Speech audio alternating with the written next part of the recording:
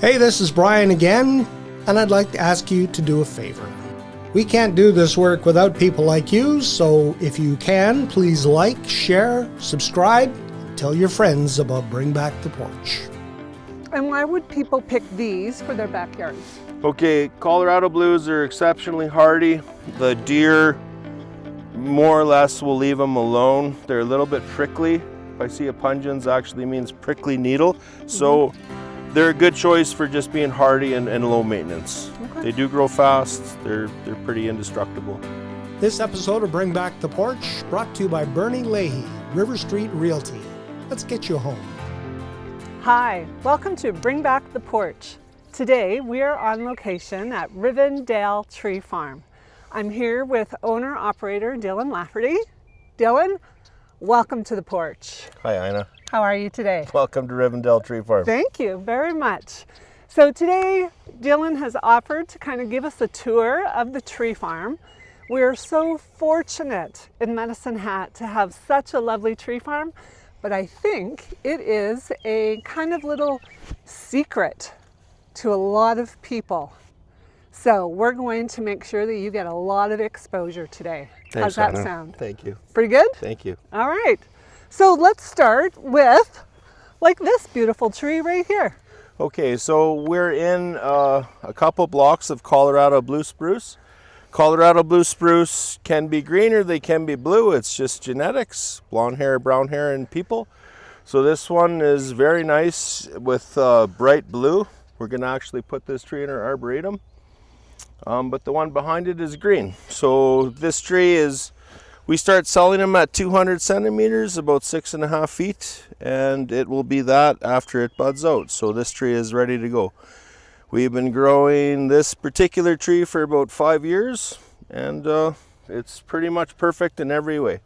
We try to shape them so that they have nice bushy form and everything's symmetrical. Sometimes the trees need a little bit more help than others, but this one's just perfect. Okay, what do you mean by arboretum? What's that? So on the other side of the nursery, we have specimens of each tree that we grow. Yeah. And they'll be there permanently. So when you come to pick a tree, you can walk through the arboretum. An arboretum is a zoo for trees, essentially. Okay. You can walk through the arboretum and see the trees in their maturity, nicely pruned and proper. Yeah. Yeah. And pick then you out can, which one you want, sort of thing. And then you have an idea. Because to be honest, a lot of people don't really know a lot about different tree species, so that will help them. And so how many tree species do you have here? That's a good question. This year we dug 79 different species, so 79 are available for sale. Okay. But there's a lot more. Counting the potted stock, there's well over 100. Oh, wow. Well over 100. Okay. The arboretum, I think we're up over 45 trees in the arboretum now. Okay. So how big, when you start these, how big are they? Okay, well, the prairies in general are very hard on conifers. So we learned the hard way. If you plant a little seedling, they just desiccate over the winter, they dry out. Those trees evolve to be covered in snow over the winter. We don't get enough snow, so it's really hard on them. So we start our trees about this tall. Okay. They come in a number 5 pot, just like a little bit, right a little bit taller than that little guy there. Okay. If you start smaller than that, they won't do well over the winter. Okay, awesome. And there's no difference between the gray or the green, just the color? Same species, just again, genetic variation in the coloring. And what people want? Some people like the blue, some people prefer the green. Yeah. Some people it doesn't matter, it's preference. In some yards we go green, blue. We've done all kinds of things. I prefer the green ones myself, but the Colorado blue is one of the few that offers a blue hue or tone to the color, so they are nice. Most of them are green. Most conifers are green. And why would people pick these for their backyards? Okay, Colorado blues are exceptionally hardy. The deer more or less will leave them alone. They're a little bit prickly. If I see a pungens, actually means prickly needle. So they're a good choice for just being hardy and low maintenance. Okay. They do grow fast. They're pretty indestructible. And how tall will they get? They get very tall. Very tall. If you think Dunmore Road around the mall, Moxies, those are all Colorado blue spruce in there, and they're quite tall and still growing. Okay.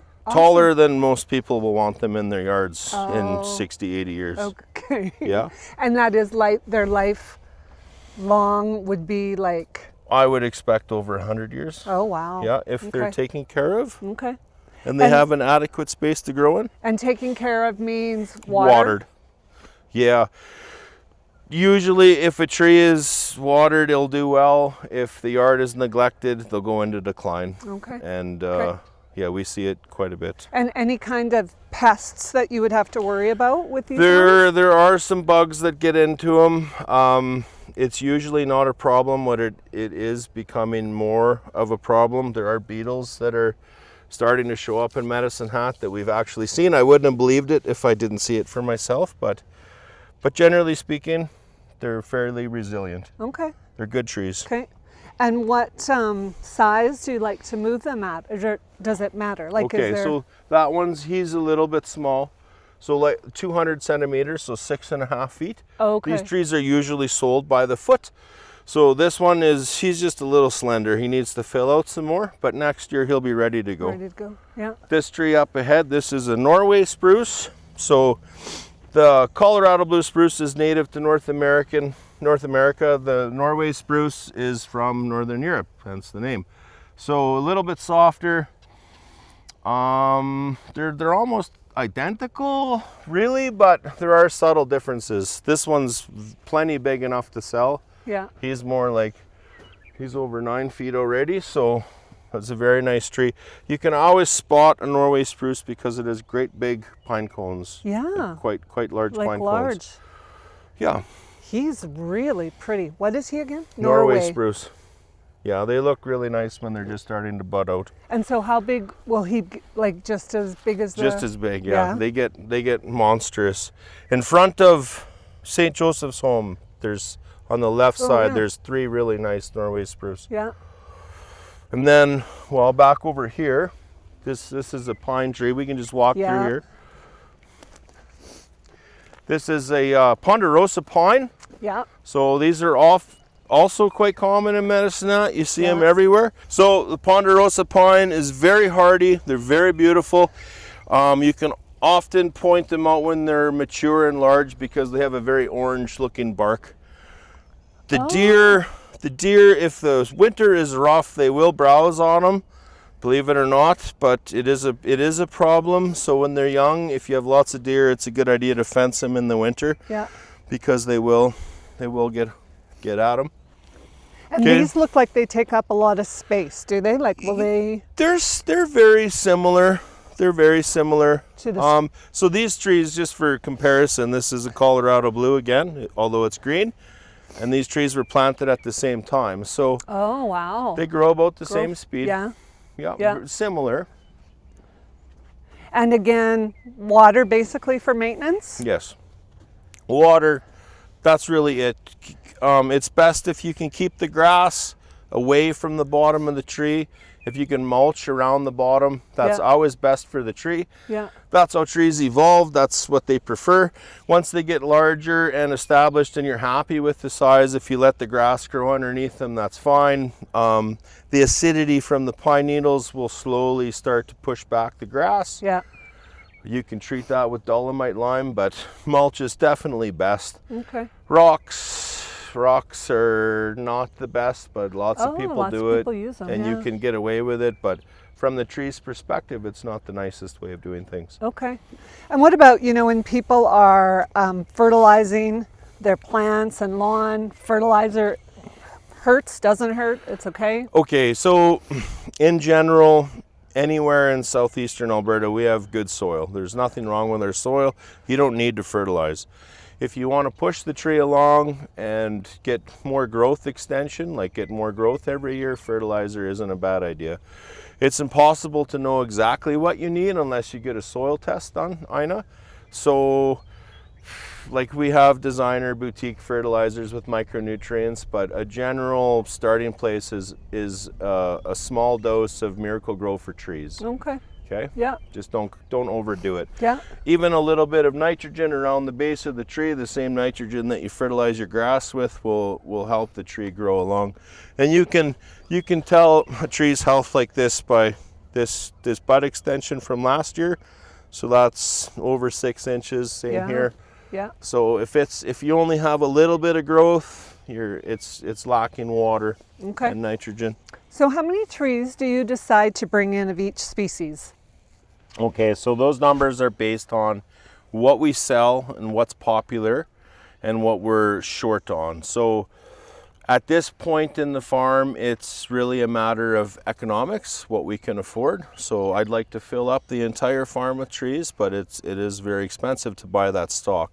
So we see what people like, what people are buying from the previous year. Like at the end of the fall, I guess we'll count all our trees and analyze what we've done for numbers and then plan ahead for the next year. But it's kind of complicated because you're really planning for 5 years down the road. Right. So it's tricky. Yeah. But what people plant in the Medicine Hat area is all pretty similar from year to year. Like the Colorado blue spruces are a staple. So a tree farm in southern Alberta is going to look different than a tree farm somewhere else. So when you're purchasing trees, you're purchasing them based on like how well they do in wind and drought and... Yes. Medicine Hat, our winters are a little bit more mild than the rest of Alberta and parts of Saskatchewan, so we can get away with some exotic stuff, but generally speaking, the prairies are very much the same. For example, we can grow black walnuts in Medicine Hat and Lethbridge. They don't do so well in Calgary or Edmonton, not all the time. Okay. But here they do very well. Yeah. So there are exceptions. We have ginkgos growing at the farm that do very well. They don't grow anywhere else in Alberta. Like maybe you can get away with one or two, but here they do just fine. Okay. So they call us a Zone 4B now. That's recently. Used to be, right, Zone 3. Yes, correct. So we're pushing the limits. We have tulip trees that are wintering here. Those are Zone 5 trees all day long, but yet they can do just fine on the farm. Okay. We have Austrian pine growing in Medicine Hat that are probably 50 years old, no more like 65. Okay. And those are Zone 5 trees as well. Oh, so really? we can push the limits here. Okay. And there's microclimates within the city. Yeah. Like Riverside is very famous for being able to grow exotic trees, for example. So I remember when this was just bare land. You had just purchased the land. So what were kind of like your first steps that you needed to take in terms of getting it ready for a tree farm? Okay, so all of our water comes from the river. The farm is adjacent to the South Saskatchewan. So when we first started, we were pumping with solar because I didn't have power out to where we needed the pump.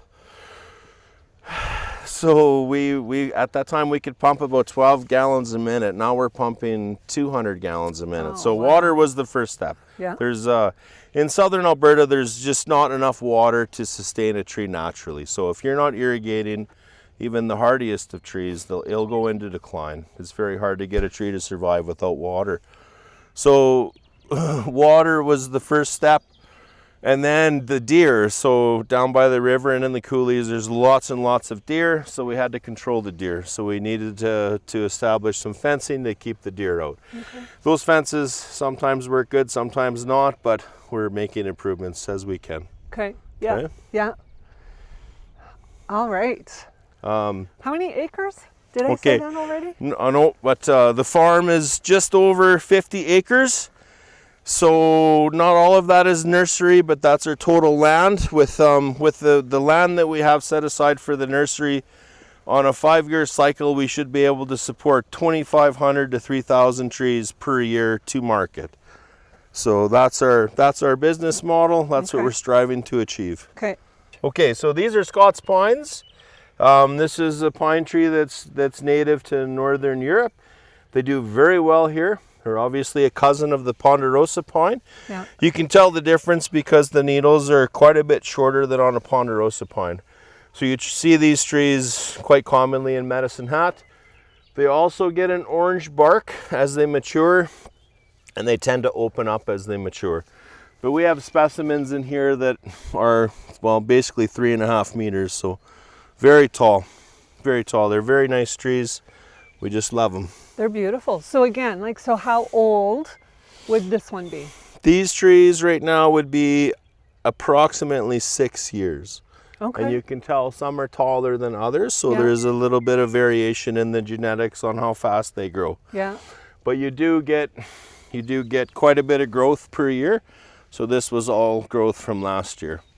And the neat thing about these trees is they keep their needles for 3 years. So there's 1 year of growth, 2 years, 3 years, and then on the inside, there's no more needles. Oh, wow. That's how that works. Yeah. So yeah, that's cool. lots of people get concerned because they're worried that their needles are falling off their tree. That's just the way that they are. Okay. So that leads to why you can't, people say, well, you can just prune back your tree and keep it small. Well, you can't don't. actually do that. Yeah. The trees, they have to be allowed to grow. If they Right. don't grow, they don't have new foliage, and they'll go into decline. Okay. Okay. Okay? So what, you would take these now? Like, are these at the Yeah, age these where are they these can are be all moved? ready to go. So as long as they're over 200 centimeters, they're ready to go. They sell, most nurseries sell by the foot. We sell by the 1/2 meter. So just the bigger the tree, the more expensive it is. Yeah. Yeah. This tree, like this is a champion. It's got 2 tags on it. It's starting to drop its pollen now.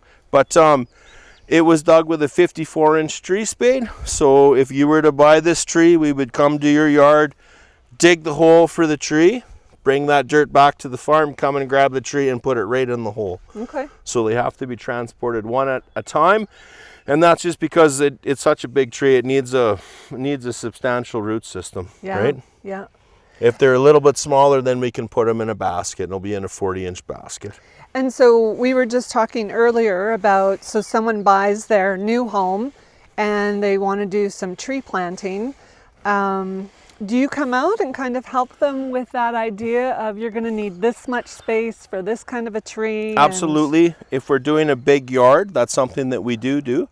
On our website, I have a lot of information on the trees, the size at maturity, and how far to space them apart from each other. So Okay. it's something that needs to be planned, because sadly in a lot of instances, people that are developing a yard plant their trees way too close together, and then 10 years down the road they have to start removing trees because Yeah. there's not enough space. You're right. So it needs to be considered. Spacing is very important. Yeah. And then when they come and buy a tree from you, like people can come out here to the tree farm, they Yes. can kind of walk Yes. like we're walking and Most of our customers come and visit the farm, and we'll go look at several different varieties of trees, and they can pick the ones that they like. Okay. That's our business model. We're Okay. here to help. So I saw you and the guys getting this lilac bush getting ready to be transported. Where is he going today? Okay, so this is a common purple lilac. So this is the lilacs that you see all over the hill and in the older parts of town. We've been planting these trees here for a long time. This tree is going to Lake Peltier, just south of Swift Current, Yeah. for a fella developing his lake lot. So before this tree leafed out, we went and dug the tree with our tree spade. So Yeah. we cut all the roots in a cone shape, and then this morning we grabbed the tree and put it in the basket with burlap and tied it up. So this is how we transport the trees. These are 40-inch baskets because they're pretty big for a lilac already. Mm-hmm. And then this winter we went through and shaped them all nice, give them a nice aesthetic, pleasing shape. So we're quite proud to take them to their new home. Yeah, they're beautiful. So They are. 6 years old? 5 or 6, 5 yes. or 6, yeah. Yeah. Yes, we've had to do some infills in that block, so approximately, yes. Okay. Lilacs don't actually grow that fast, and they just are around so long they get big. But on a yearly basis, like if you start one for seed, you're lucky if you can get it this tall in one summer. So it's nice to be able to start with a substantially sized Absolutely. shrub. Yeah, yeah. And so they use it both for wind, I think, aren't they? Like, is Yes, it right? Like they- a wind shelter and You can prune them and make an awesome looking hedge. You can let them grow wild. Yeah. Just they do spread. Like they'll get basil sprouts. so they do fill in. Like if you planted them every 2 meters, they'll fill in between.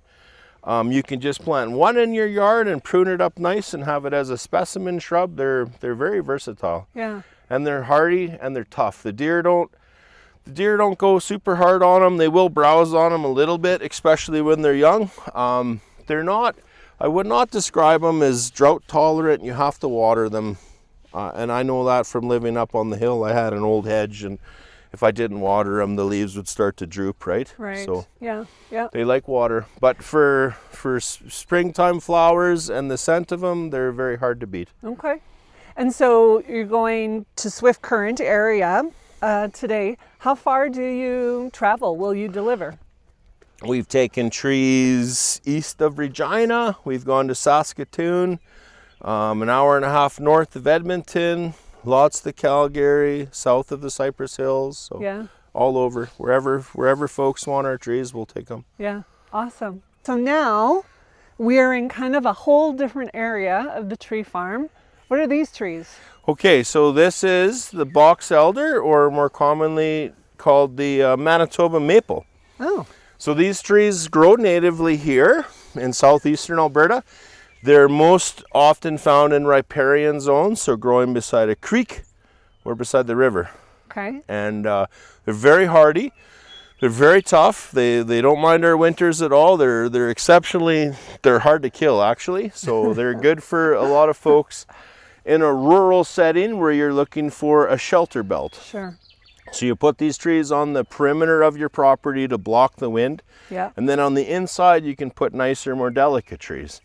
But for a pioneer species when you're developing land, this is an excellent selection. Okay. Its biggest drawback is the box elder beetle, the little black and orange beetle.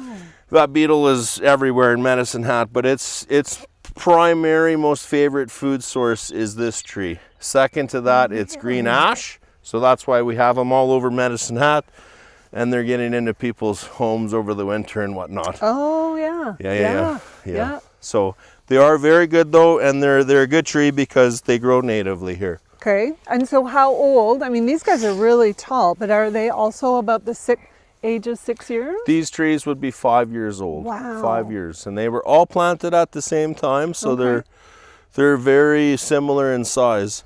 The box elder grows with a whimsical form. It doesn't always grow straight up. Yeah. It's very susceptible to wind, influence from the wind. So you'll quite see them with a leaning trunk or a gnarly trunk, or twists and turns into them, which adds character.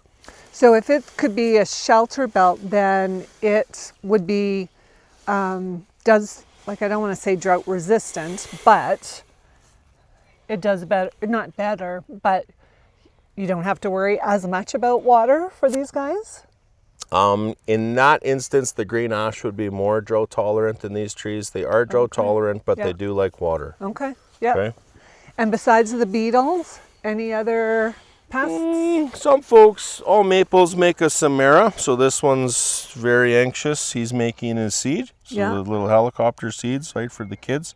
But some people don't like that. Yeah. But Is that the sticky? They're not sticky. That's in poplars. So this is just a seed. Okay. So it's something that you have to clean up. But all trees make a mess to a certain degree, right? Right. That's just part of having a tree. But this is not a tree for the city. This is more of a rural shelter belt type tree. Okay? Yeah. We never talked about where the name Rivendell came from. So we are fans of Tolkien. It's funny because we do get asked where we hide the dwarves and stuff like this. People make fun of us, but Rivendell, Tolkien, he was professor of English at Oxford for a long time, so he understood the meaning of words. So Rivendell means in Old English, river in the valley. Oh. So it was. How appropriate. Yes, it was appropriate. So how long did it take you to find that? The name? Yeah. Oh gosh. Did you pick and choose a few? Atticus, my son and I, we toyed around a couple different ideas, but we liked that one the best. Okay, yeah. It is a good name, and it definitely suits the property. It's suiting, yes. Yeah. Yeah, if you look at it from above, it makes a lot of sense. 'Cause- Absolutely. It's beautiful when you come down Yes. the road and you just see all the tops of those trees. I think it's gorgeous. Thank you. Yeah. Thank you. So Dylan, we've got two different kinds of trees here now. So what is this one? Okay, this is the common carigana. This tree comes from Russia. It was Okay. brought here a long time ago. Yeah. You can see it out in the prairies everywhere where there used to be a farmhouse because there's nice straight lines of cariganas. Yeah. It is an actual quite beautiful little shrub. When it flowers, it smells amazing. They're very tough. They're very drought tolerant. The only species that we have that's more drought tolerant than a common carigana is the Russian olive. Okay. They are number one for drought tolerance, but these are excellent trees for out in the country. But even in the city, if you prune them up nice, they're a fine specimen. And there's plenty of cultivars that are based on this species that are even more showy. Okay. Okay. Okay. And do you have other ones then than this one, or this is the only one that you have of this? In our potted section, we have Okay. other fancier ones, but out in the nursery, only the common carigana. Okay. And we will see the potted ones in a while. We will go there. Perhaps, yes. Okay. Yes. And then Okay. what's this guy? Okay, so these big guys are Brandon elms. Brandon elm is a selection of an American elm that has a very particular vase-shaped form, and always grows with that vase shape. Generally speaking, American elms are very irregular in their growth habit. These are all clones of the same tree, and they all have that same shape. So you see these, well, the Home Depot parking lot is a perfect example of seeing lots of Brandon elms. That's a good place to go look at them when they're mature. In front of Earl's, there's a very big one. So it goes up and spreads out. Yeah. Yeah. But these are quite big already. These are so big we have to transplant them with the 54-inch spade, but if you're looking for instant shade, we can definitely accomplish that. They've got to be, well, they're approaching 20 feet for sure. So. And again, about 5 years old. Yes, Okay. these ones would be 6 actually. Okay. Yeah. These ones. And how old will they get? These trees? Yeah. Oh God, and an elm can live for 300 years. Wow. Yeah. So elms live a long time. make sure when you're planting it that you know Adequate space. where it's going to be. Yes. Yeah. Yeah. Yes, absolutely. Okay. So I saw some young men working down there. Okay. You have how many employees? So right now we have a total of 7 people, including Atticus and I, my son and I. Yeah. We always hire people from Medicine Hat. They're members of our community, and it's a big deal to us to do that. So far they're usually young men, guys that are willing to work hard, and everything about growing a tree and transplanting a tree is hard work.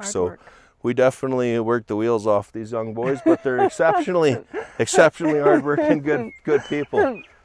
And yeah, they're down there pulling weeds and dealing with suckers right now. Okay. And Yeah. are you always looking for help in the summertime, or what? Absolutely, we are. It's a matter of how much work we can sustain, though, Ina. Okay. Okay. I can only employ so many people, I guess, or afford to employ so many people. Yeah. Yes. So, I mean, when you started this, you were not a tree farmer. Correct. You had a different career. I was in the energy sector. That's Yeah. how I was able to afford doing all of this. Okay, so how did you, like, you were sitting around with Atticus one night and you're like, son, I think we should start a tree farm. Like, Okay, well, how that came to be is it was bugging me that when we bought the farm, the land, we had some cattle out here. Had to start with my friend Reed. And then the cattle went to market, and it was bugging me that the land was sitting here not doing anything. So I've always liked trees. Atticus had an interest in trees. At the time, Medicine Hat did not have a functioning tree farm, so it made sense to us to try to learn how to do that. Okay. And at the start, it was very much an experiment. Yeah. We bought 800 seedlings, and we thought, well, let's give this a try, and it worked very naturally, so we expanded upon it every year, and now it's absolutely out of control. And so because you were doing both for a period of time, Yes, right? yes. And so you've kind of also expanded what you do here so that you can be doing this full time? So as of last spring, we got so busy I had to retire from my consulting gig and focus solely on the farm. So now we do tree servicing, we have arborist services, we've got a bucket truck, we can go around and prune the trees that we've sold for people. We do that all winter long. Okay. We remove great big ginormous trees. That people don't want anymore? Correct, trees that are in decline or have died. So we can do all that. We grind stumps, we spray trees, fertilize trees. We started to do a little bit of hard surfacing. Lots of irrigation work. Quite often people will buy a substantial amount of trees from us and then need them irrigated, so we can offer those services as well. Okay, yeah. Yes. Good for you. Anything tree related, we want to help. You want to do it? Yes. Okay. So now we're looking at a tree that I have never seen before. What is this? Okay, so this is called a northern acclaim thornless honey locust. Okay. It's a very hardy cultivar of the honey locust that does well in Medicine Hat. We've got 7 winters on these trees. Okay. They're exceptionally hardy, so we're very proud to offer them. To me, it reminds me of a tree that grows in Africa. Yeah. It's still leafing out, like the leaves aren't fully developed, but Yeah. it offers a very open, airy canopy. Yeah. So it lets lots of light come through for your grass. So you can grow a beautiful grass underneath it. Okay. It has a pinnately compound leaf, which is just a whole bunch of little leaflets on a stem. So the actual leaf, the petal is very small, so they blow away in the fall. People really love that. And so then you have a bare. Yes. Okay. But my point is the leaves are so small they don't like pile up on the ground. They often just scatter. And so do they grow longer than this? Yes, yes. So each one of these is technically a leaf. Okay. So this will extend out but the actual petal stays quite small. Oh, really? Yes. They're super fancy. Really pretty. We have, what's the other one that we have? The sunburst honey locust. It's very nice as well, but not quite as hardy. So the northern acclaim is definitely the toughest honey locust that we can grow in southern Alberta. Okay. And we have these trees up over 100 millimeters in caliper. This one's about 80, so we even have bigger examples than this. Oh, okay. Yeah. That seems like a really nice, size for a backyard, because it's not going to take up too much space, right? Absolutely. But as it grows, Absolutely. the height of it creates a canopy type. Yes. Yeah. That's And really pretty. we sell these trees in a number 5 pot as well. But for most folks, it's a lot of work to get a number 5 potted tree to something Like this this. size with a nice straight stem, Yeah. a nice canopy. These trees don't necessarily grow the way that you see them in the nursery. We prune them all to look this way. Right. They're shaped that way. Right. So So- it's a lot of work to get a tree to look like this. With your help, someone can have this Correct. in a day. Correct. And so when you prune it, that's an interesting comment. So when you prune it this way now, you put it in somebody's yard, does it stay this pruned, or you then help them to kind of That's do a good question, Ina. Young trees are very much like children. If you get them well behaved when they're young, they tend to stay well behaved when they're older. Yeah. This tree will still need a visit from your local arborist or us if it's our client to help it along as it ages. But if we were to plant this tree in someone's yard, I would say for 5 years it'll be just fine on its own. Oh, okay. And if you have any even remotely amateur gardening skills, most of it you can accomplish on your own. Okay. Once its basic structure has been established, the tree will just grow. Okay. Sometimes, So again, you will though help people if you plant the tree. Absolutely. You will follow up with them and. Yes, that's how we keep our people busy in the winter. That's something that we very much like to do. Okay. We don't. Of course, it doesn't have to be us. Any arborist. There's lots of good arborists in Medicine Hat, but we're definitely happy to help. Okay. So if you were to, again, talk to somebody who's, purchased a new home, they're thinking about, their landscaping, What's the environmental benefits of trees, shrubs? Oh God, well, instinctually humans are attracted to treed areas. Okay, most people don't realize this, but there's all kinds of studies on it. People psychologically prefer an area that has nice, beautiful trees.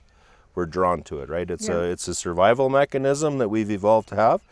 So trees provide shelter. They're usually an indication of water, food, prey, animals, and such. So any community that has big, lovely trees is a happier community with more pleasant people. Property values go up, so there's all kinds of benefits to planting trees and having big, lovely trees in your yard. Even just your property value, there's all kinds of stats on that. Like it's a substantial difference if you have a nicely landscaped yard with plenty of trees. Versus bare. Versus bare. Or in Medicine Hat, we have this horrible trend of yards that are just gravel. Yeah. So it looks like you're living on the moon. It's low maintenance. Yeah. People like that, but it does not provide a calming space to come and relax in. And I think too, it's still, people say, well, it's low maintenance, but you're still going to get weeds. There's still going to be work that you're going to have to do. And now you got to dig through all the rock to get to the roots of. And eventually those rocks fill up with blowing dirt. Yeah. And it becomes a nasty bed of weeds and whatever else. Nastiness, yes. Okay. Now we're standing beside a tree that actually has flowers on it. What kind of a tree is this? So this is a Honeycrisp apple tree. So no way. This tree makes the same apples that you buy in the grocery store. They do very well here. It's plenty hardy enough for Medicine Hat, and it will make a big juicy Honeycrisp apple. Awesome. Absolutely. It's beautiful. Yes. And the flowers are pretty. The flowers are always pretty on fruit trees. They're very showy. You can get about a week out of them. This one's already starting to go in decline, but there's some new fresh flowers. But yeah, apple trees are beautiful trees. So how old does an apple tree have to be before it starts producing the actual apple? You know, if the tree is fertilized, they do make apples when they're very young. Like even when the trunk is half as big as that. Okay. It's not the best for the tree because it's too much weight for the branches. Yeah. But this tree is definitely capable of making enough apples to fill your apple bowl on your kitchen island. And so when does it start? So after the flowering? Well, after the flowers. So now the bees are going around and cross-pollinating all the trees. Yeah. So it has to get pollinated from another apple tree. And then shortly thereafter, it will start forming the palm. So you'll see a little ball on there, on the spur, and it'll just get bigger and bigger up until fall. And it'll start later on in the summer, it'll start turning red from yellow or green, from green rather. And then, after, apples are always best after a little bit of a frost. They tend to sweeten up quite a bit, but the different species do ripen at different points, different times of the fall, early or late summer rather. The hardest part about apple trees for Medicine Hat is keeping the wasps off of your apples, because as soon as the apples start to sweeten up, the wasps will be on them. They'll dig in there because they're a food supply, right? So you always want to have some wasp traps around your apple tree.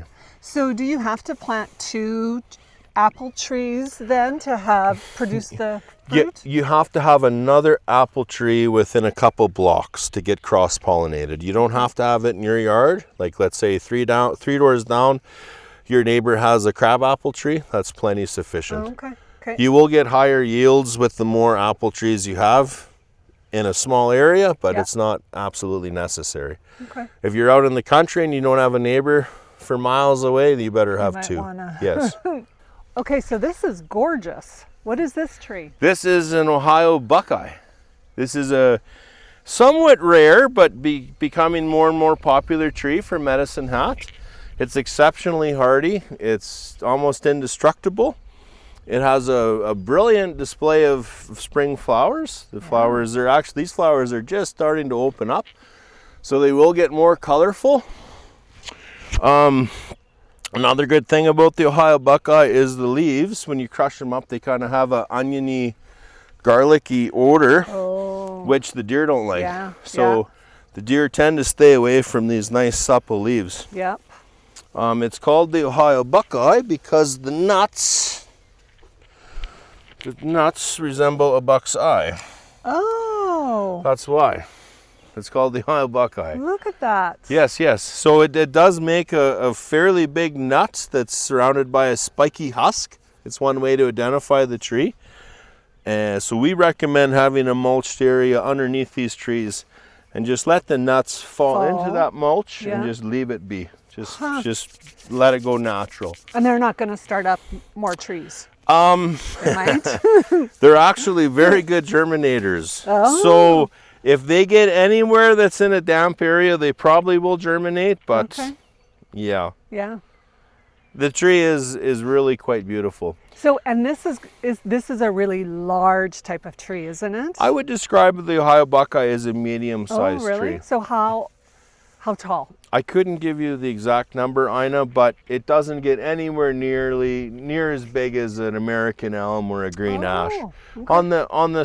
Near the hospital on the hill, the biggest trees that I know of in Medicine Hat live there, and they're hardly over the rooftop of the home. Of the house, okay. So medium sized. All right. They grow with a very round habit. They often look like a soccer ball on top of a post. That's just their growth habit. Yeah. Just like this tree. And so this one been pruned? This hasn't been shaped at all. We would have just cleaned off the bottom branches. Yeah. But aesthetically, like on the crown of the tree, we did not shape it at all. Okay. So this is a very typical shape for an Ohio Buckeye. Yeah. And I bet you lots of trees and birds. Love them. The birds would love this. Yes, absolutely. The bees are, it's full of bees right now. So this tree, Ina, is a snowbird hawthorn. It puts on a very beautiful display of flowers. This particular hawthorn is much tougher, in our opinion, than the Toba hawthorn. This tree was developed in Morton, Manitoba, so it's made in Canada, so to speak. It's a cultivar of the hawthorn, for which there's many different varieties of hawthorn, but this one does well, and it has a beautiful flower. They say it is thornless, but it does have a pretty vicious, it lives up to its name, let's just say it that way. Yeah. So when you're gardening around this tree, you have to watch out. Be careful. That's beautiful. It is beautiful, absolutely beautiful. And so that one too, is it pruned or it kind of naturally grows? Okay, hawthorns kind of grow very wild-like, so they have to get pruned if you want to keep it in a nice shape. Yeah. They have very bad growth habits, so they do need a lot of maintenance. Okay. So is there any trees that you would say not to plant in Medicine Hat or area? Yes, we have two trees that we're not big fans of. One is the Siberian elm, which it's almost impossible to find now. But in the old days, it was widely distributed by the government as shelter belt trees. The tree is highly problematic. It gets big clusters of dieback and just doesn't look nice. Yeah. There's still a lot on the hill, and we spend a lot of time removing those trees. Okay. The other tree we don't really recommend to anybody is the hybrid poplar. And the only reason for that is after 20-25 years, the tree starts to go into decline and loses big branches. The top of the tree will just die back. But by that time, they're massive trees, and it costs a lot of money to remove them. So we definitely prefer the Plains cottonwood, the Sargent cottonwood, the native cottonwood or poplar that grows here in Medicine Hat over any hybrid poplar, because they can live for well over 150 years. Okay, so, and be healthy. And be healthy. Yeah. It will require maintenance, but the whole tree is not going to be dead in 40 years. Right. And the Russian olive. So I always thought that the Russian olive was a shrub, but it's really not. It's a tree as well. It's definitely a tree. I might get some flack for saying this, but we're big fans of the Russian olive. There's a movement trying to have it declared an invasive species. Yeah. And granted, it is invasive, especially if there's water. It does outcompete every other tree, but we're proponents of trees. I'd rather have trees than have nothing. And it smells beautiful. Without a doubt, in flower, the Russian olive is the nicest smelling tree that we have on the nursery. Yeah. It smells better than anything else, hands down. Yeah. It's very, very sweet and pungent. It's very much like a lady's perfume. I mean it. Like it's well, way sweeter than that. Oh, yeah, you can smell it from like a long ways away. Yeah. Yeah. It doesn't flower long. The flowers are just petite. They're so small, but the scent is amazing. But that tree is by far the hardiest tree that grows in this climate. Okay. Okay. What's your most rewarding thing that has happened on the tree farm? Or what are you the most proud of? Oh, well, we like to help people build beautiful yards and make our communities more verdant and have nice green areas. That's like, this is semi-arid desert again, so having trees is a good thing. That's what we're here to do. Okay. All right. Okay. You do a good job of it too. Thank you. Beautiful. All right, so now we're in the potted area of the tree farm. So Dylan, because they're potted, does that mean that they're younger? Okay, so in a lot of cases for our clients, we can't get, let's say, the skid steer into their backyard because of fences. Okay. So we try to offer large trees that are in pots that we can carry in by hand. Okay. So these are all trees that are bigger than what's commonly found at the big box stores. So Okay. we have options for folks. Yeah. So we put them in these big air pots. These pots actually come from Italy, and grow them as big as we can. Usually they sell before I can get them to the size that I want them to, but we're expanding every year, trying to get more and more stuff.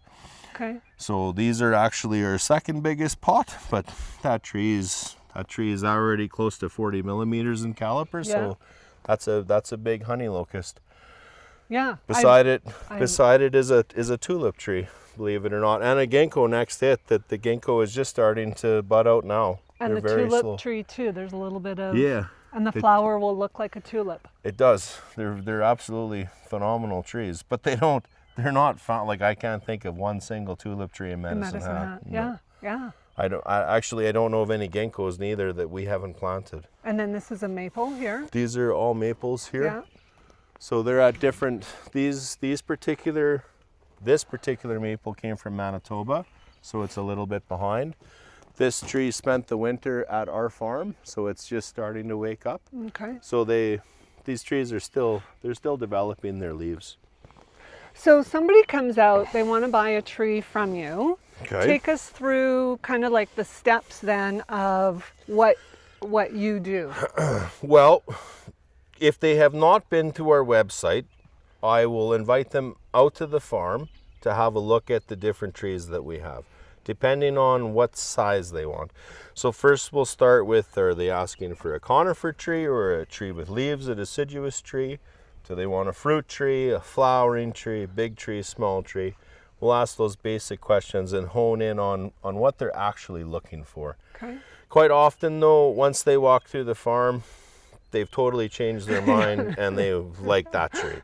So we just offer a lot of different options, and we say jokingly, the tree will call to you. Okay. The tree that you're looking for will call to you, but it's kind of funny because it seems that that's actually how it works. Okay.